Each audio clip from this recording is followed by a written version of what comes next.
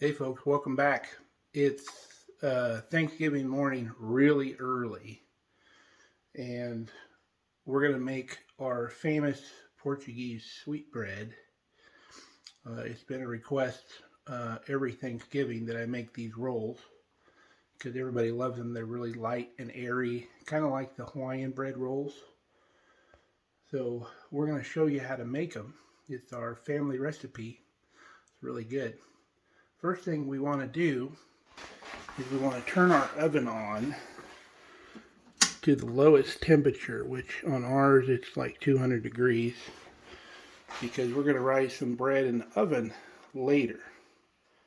Alright, the next operation is we're going to mix all of our dry ingredients together. So we're going to start out with half of our flour, which will be 3 cups. And then to that we add 1 cup of sugar plus 2 teaspoons of sugar. Don't ask me why. That's just what the recipe called for. And then we're going to do 1/3 of a cup of Splenda, which is an artificial sweetener. And I find that Splenda is like the least dangerous of all the artificial sweeteners because it's just got sucralose. It doesn't have the weird ingredients some of the artificial sweeteners have. So that's what I use. It gives it a good sweetness. We're not doing it for the healthy benefit of not having all the sugar, but it sweetens a little bit more than sugar, and it gives it that nice sweet flavor. And then we're also adding a teaspoon of salt, and then 2 tablespoons of yeast. And when you're using your yeast, make sure you check the date on your yeast. Let's see if we can find it here. I've already checked it, but so this one's good until August of 2022. And I keep this in the fridge, and I use this in place of the little packets so I can measure out how much I want and not have to mess with the little packets. But put all the dry ingredients in our bowl, and this is my favorite crock bowl for mixing bread. I have a whole set of these bowls that nest together. This is the second to the largest bowl, but really good for making bread. They hold temperature really well. And our flour is a bread flour, so I like using bread flour to make bread because that's what it's designed for. I think it's got more protein in it, so it works a lot better. So I'm going to mix this up real good so it's all combined fairly well before we start throwing anything else in. Okay, our wet ingredients require a little bit of preparation. So crack 6 eggs. We get our farm fresh eggs from our friend Anna. She provides them to us until we get our chickens. We'd like to give a shout out to her. And then take 1/3 of a cup of potato flakes and mix them with enough hot tap water to make them like eating consistency, or maybe just a little thinner. So we got that ready. And then we got a 1/2 cup of water. And in that 1/2 cup of water, we put 11 tablespoons of butter and 1 teaspoon of Crisco. And now we're going to melt this in the microwave real slow. Don't turn it on real high because that or a lot of time, because that butter pops. And make sure that's covered up. So do it like maybe 20 seconds at a time, just until everything is melted. All right, we've got all of our butter and shortening melted in the microwave. We got our 1/2 cup of warm water in there. Now this is way too hot to dump into here because it will kill your yeast. Anything over about 130 degrees will kill your yeast. So what we do is we take our 1/3 of a cup of milk, and it's cold out of the fridge, and we dump that in here, and that cools the mixture back down pretty much where it's not going to kill your yeast. However, take an instant read thermometer, put it in there, and make sure. If it's still too hot, you need to wait a little bit. So we're going to check it. So we are at just below 140 degrees, too hot. So we're going to cool this down just a little bit. I'm going to put it in a little bowl of ice and bring the temperature down a little bit more. All right, that took a couple minutes. We're down to about 120. We just put it in a little bowl of ice. Another thing you can do, if you do this in a big enough bowl, you can just dump this mixture in with the potato flakes and after they're made, and that'll bring the temperature down as well. So we're going to start by dumping the eggs in. I'm going to take this out of the ice because you want to keep your liquids warm because that's going to help your yeast rise, but you don't want it too warm. So let's start with our eggs because they're much easier to incorporate first. So we'll put all 6 of our eggs in there, and we'll start breaking those up and working them into the flour. If you do the eggs last, they get real slimy and it's hard to mix in. So it's much easier when the mixture is real dry. And it's not rocket science, you're just breaking things up. And once the eggs are incorporated pretty well, you can just start dumping the other wet ingredients in.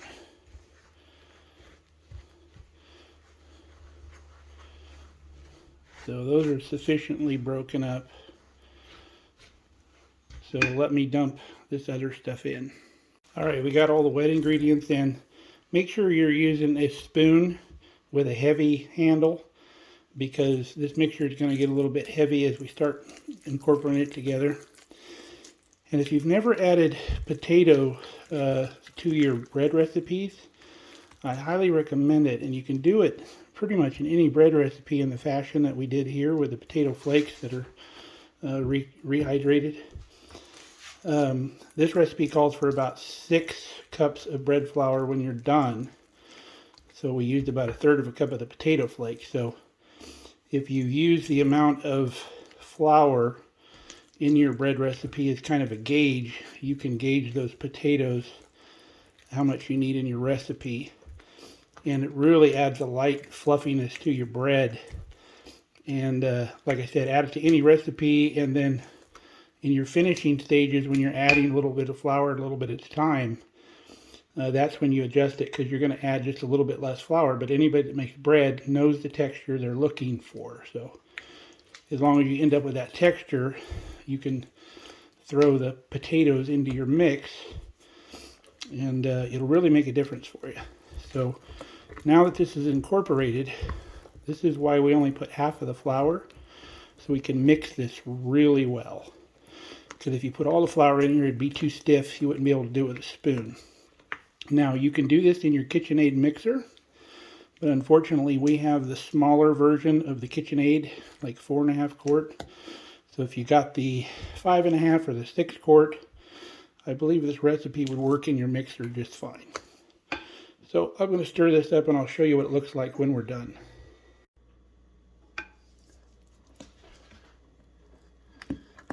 So make sure you're scraping the bottoms of the bowl and the sides of the bowl really well. That's why I like using this spoonula, I think they call it. So you're making sure all of this stuff is incorporated, and then we're mixing it really well.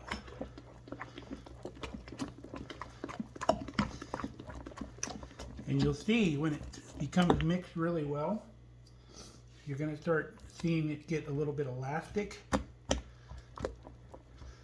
I don't know if you can see that in the bowl, starting to get just a little bit elastic. And that's what you're looking for when you're mixing this initial mix together. And you'll see that there's little lumps in there. Don't worry about that, because as you start kneading, those will all be kneaded out in the mix.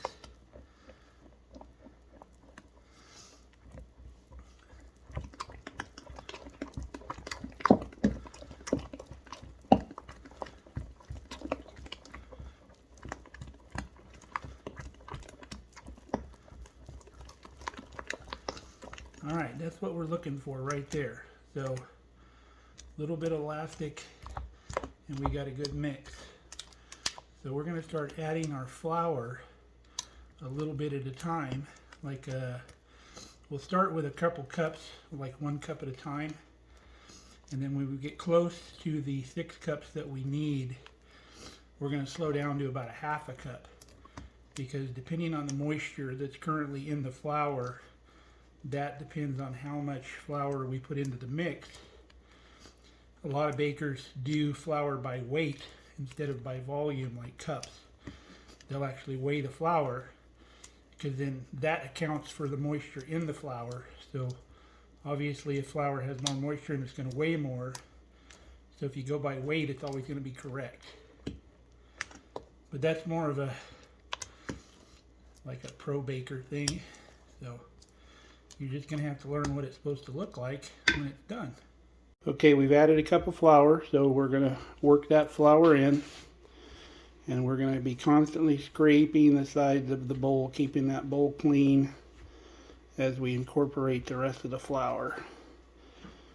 But it's going to take more than this, but we're going to work it in a little bit at a time so we know when to stop. When you stop, your dough's not going to be completely dry to where it doesn't stick to your hands. We want the dough just a hair sticky. You don't want it completely dry where you can handle it without getting it on your fingers. Like some bread you keep adding flour until it no longer sticks to anything. But this bread we want just a touch sticky. And then when we handle it later, we're going to oil our hands up or butter our hands up so we can handle it. So this is a two-hand operation. So I'm going to put the camera down so I can get this worked in. But we're almost to the point where we're going to add our next cup of flour. I always like to keep a towel underneath the bowl so it spins easier on the counter. Especially if you got like a stainless steel bowl or something, it'll color your counter up. So keep your bowl on a towel, and then when you start kneading and stuff, it makes it much easier. So let's get that next cup of flour in here in a minute. Alright, we've got our second cup of flour incorporated in. Now at this point, the dough is getting too heavy to do with this spoon. It'll wear you out and give you blisters. So now it's time to get your hands dirty. So we're going to put about another half a cup of flour in here. We'll sprinkle it around the outside of the bowl. And then we'll start working this with our hands. And I'll video it so you can actually see the last step, because the last step is the most important, getting the right texture on this. So let me get the flour in here. We'll get the camera set up.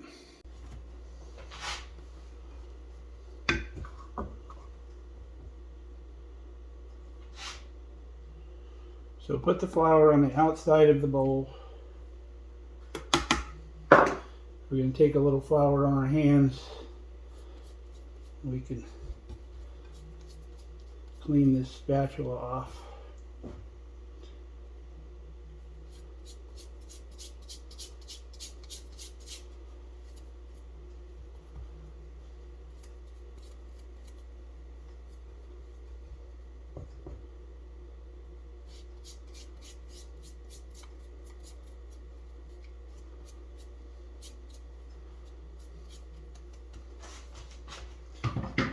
Alright, we're going to start working this, and use the blade of your hand and scrape the outside of the bowl with the blade of your hand. And we're just incorporating that flour into the mix.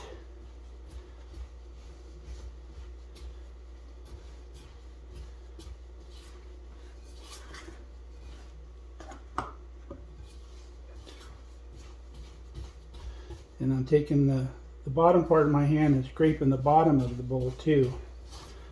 Most bread recipes you use, like in the KitchenAid, will say to continue adding flour until the dough cleans the side of the bowl on its own. However, this recipe, I don't want you to get there, because that's too dry. You want to go to where it's almost cleaning the side of the bowl. And that's where you're going to stop.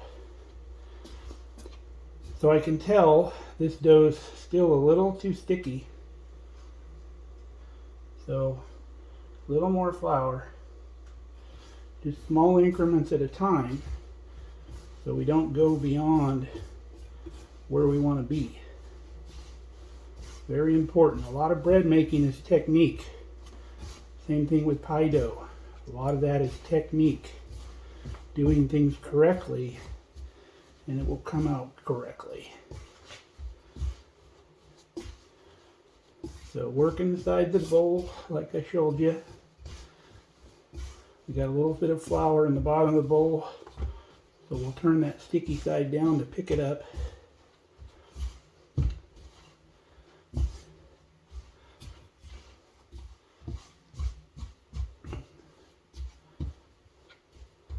Still a little too sticky. Another around half a cup of flour.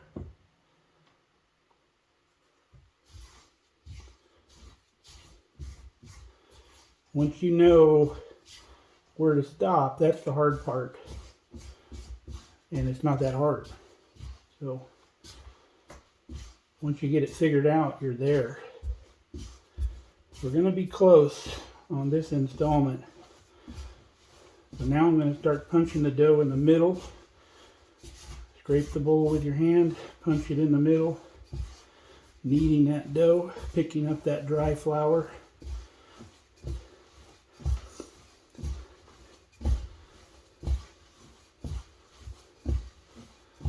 Yeah, we're getting really close. You see my hands aren't sticking as much, but I can tell the center of that dough is still just a little tacky, but that's all right.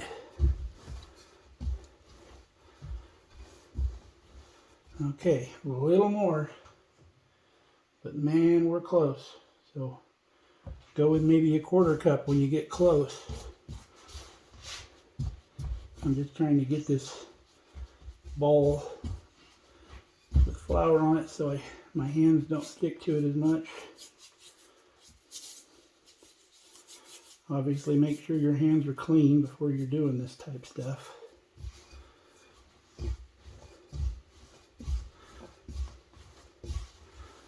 So pick it up, punch it down, pick it up, punch it down, and while you're going, you're scraping the bowl.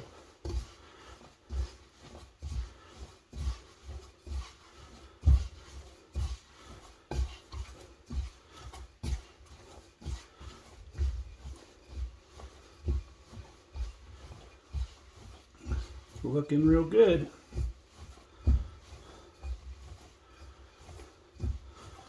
Starting to stick again, but it's not as smooth as I want it yet. So I'm going to get some flour with my hand this time. So at this point, all we're doing is just kind of keep it from sticking to where we can work it.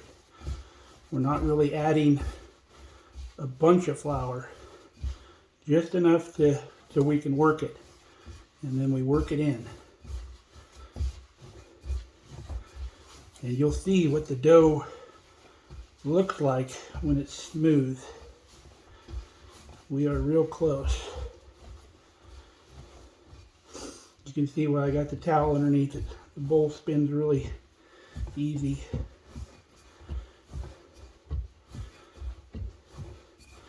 So grab the dough from the bowl and then push it down.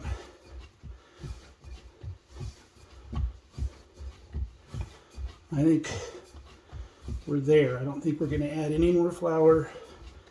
The dough is just going to be barely sticky. I can barely feel it sticking to the bowl.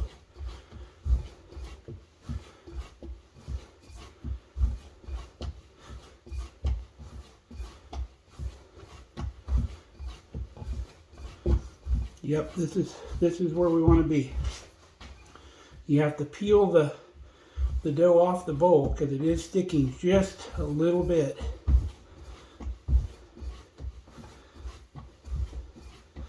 If it's sticking too much, just dust it with just a hair more flour. I think I'm gonna do that.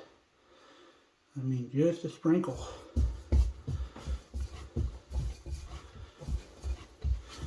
And that dough will pick it up as you go.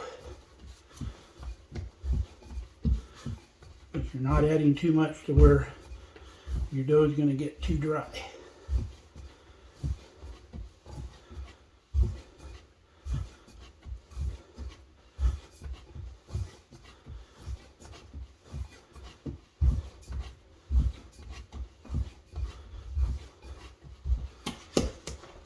Okay, the dough's looking pretty good. So you can see that it's smoothed out quite a bit. So what we're going to do is we're going to get some oil.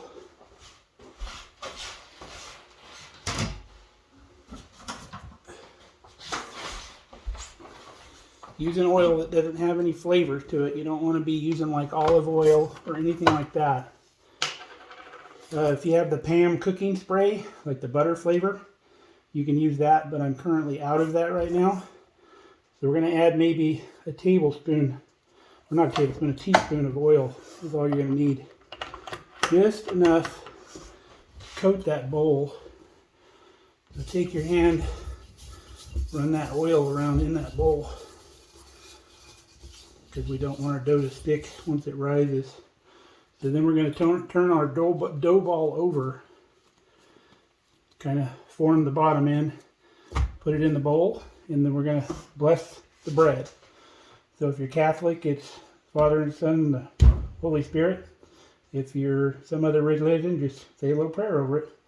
So then we're going to take our towel that we had underneath, and we're going to put it on top. We make these towels out of like old pillowcases. They're really light and they don't hold your bread down when the bread's rising, especially when you start forming it into balls or loaves or whatever. It's nice and light and it allows your bread to rise with it. So this needs to rise double. So make sure you know what it looks like when you start. When this rises double, it's almost going to be up here touching the towel on top. So what we're going to do now is we're going to come over here, we're going to turn our oven off. And it's currently at 200 degrees, but it's going to cool down fairly quickly with the door open. I'm going to move that shelf down and we're going to put our bread bowl in there. And we're going to let it rise in there because we keep our house about 63 degrees. It's not very conducive to rising bread. So we got our bread in the oven. We make sure the fire's off, of course. It's already cooled down a little bit. And we're just going to leave it in there. Now at home, my mom used to get pretty creative finding a warm spot to raise the bread. Say it was summertime and we had the AC going on in the house. She would take the bowl out and put it in the pickup, in the cab of the pickup, because it gets warm in the cab of the pickup and it's nice and warm. If you got a warm spot on top of your refrigerator, or if your house is running 80 degrees or whatever, just leave it out on the counter. It's fine. But we're going to come back when this bread has risen and we'll show you what to do with it then. It's not much. So it's still pretty early. The sun hasn't even come up yet. And the reason I'm doing it so early is because we're doing Thanksgiving lunch at my cousin's house today. So I had to get up a little bit early. I always get up early though, so it really doesn't matter. But if you had to leave somewhere really, really early, you could actually mix this up the night before and put it in the fridge. And what that's going to do is it's going to slow down the rising process. It will still rise in the fridge. But when you get up for your pee break, if you're old like me, you get up about 3 in the morning for the bathroom stop. Check it out. And if it's risen, you punch it down at that point and put it back in the fridge. And by morning, it should be ready to form into whatever you're making out of it. So you can get a head start on it. Now this recipe used to be a lot larger. I scaled it way down. It was 2/3 larger. What we're doing now is 1/3 of what the original recipe was. The original recipe called for 18 eggs. But it's just too much to make that much bread all at one time. However, my grandma did that because she had 13 kids.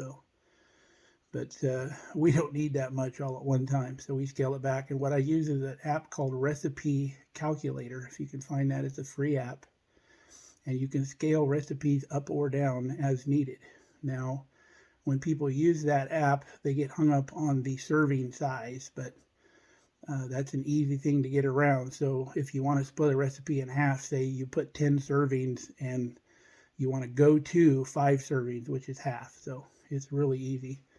The what I use the recipe calculator for, because we used to do catering and feed large crowds, I could take any recipe and figure out kind of how many people it served.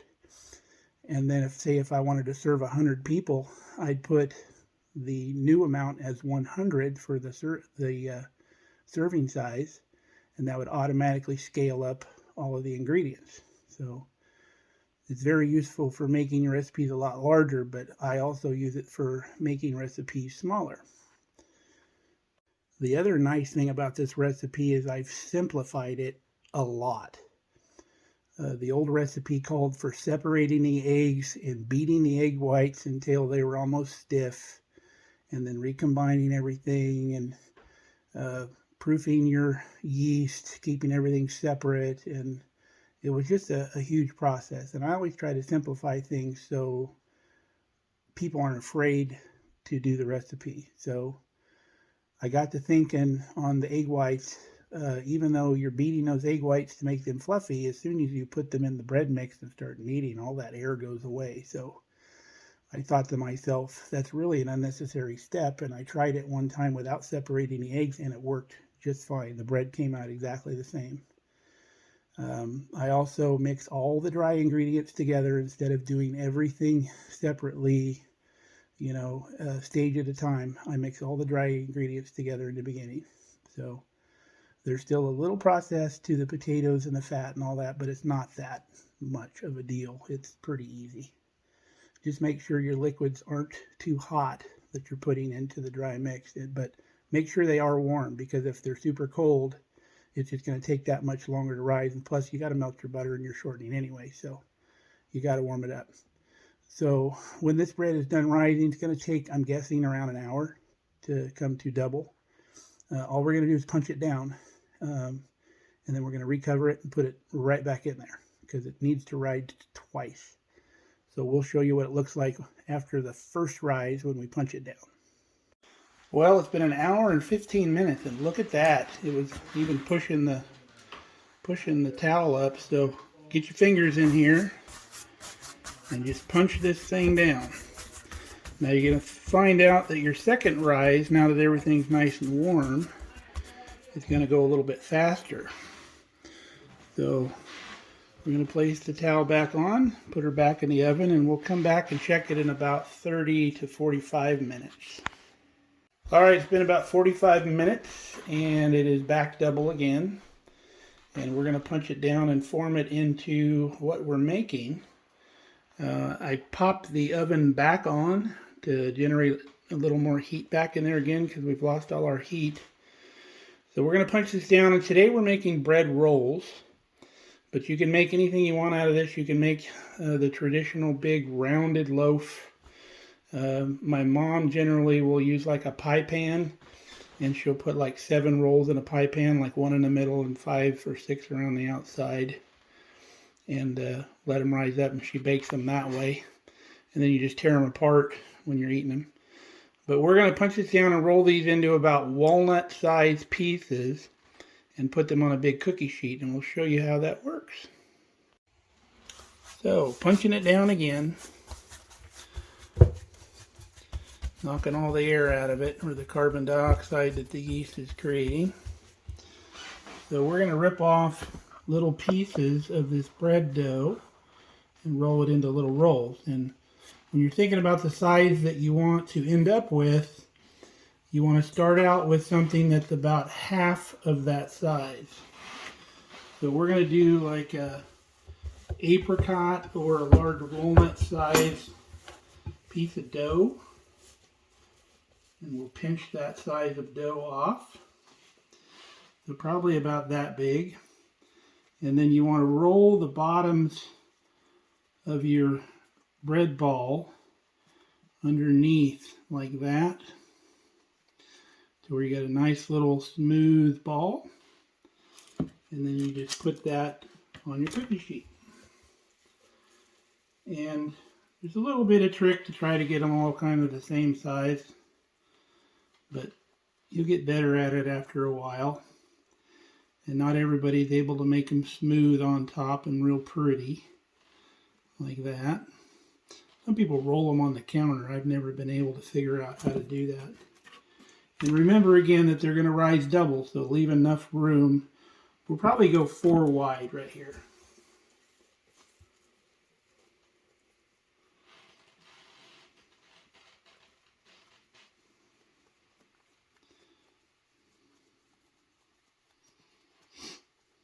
So what we're doing, we're just kind of pinching the bottom and rolling the sides down.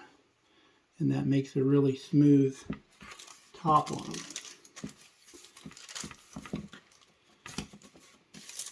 You can see this one's probably a little smaller than that one, but it's close enough. Doesn't have to be perfect. Unless you ask my mom. She'll go pinching dough off of some of those to make them the perfect size. This one's probably a little bit bigger.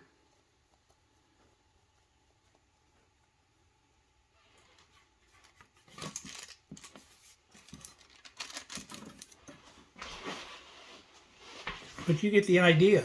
So we'll come back when I've got this tray full. Alright, you see we've got our baking sheet full. We've ended up with 24 rolls. And I believe that's going to be plenty for our meal today. We got a little dough left in the bowl, and I'm going to bake a little pan of rolls for home, because I guarantee you none of these rolls are going to make it back. Alright, I turned our oven back off about halfway through the process, and I left the door cracked open like this, because I don't want a lot of heat in there. I don't want to dry the bread out. I just need it warm. It's still, you can feel the warmth in here, but it's not hot. So we put our bread in there with our towel over it. These, I did the style that my mom does. We just throw them in like a little pie pan. Makes kind of like a little flour. But I just grabbed one of our Corningware dish bowl things and threw some in there. And we're just going to cover these, just leave them on the counter. They should be fine.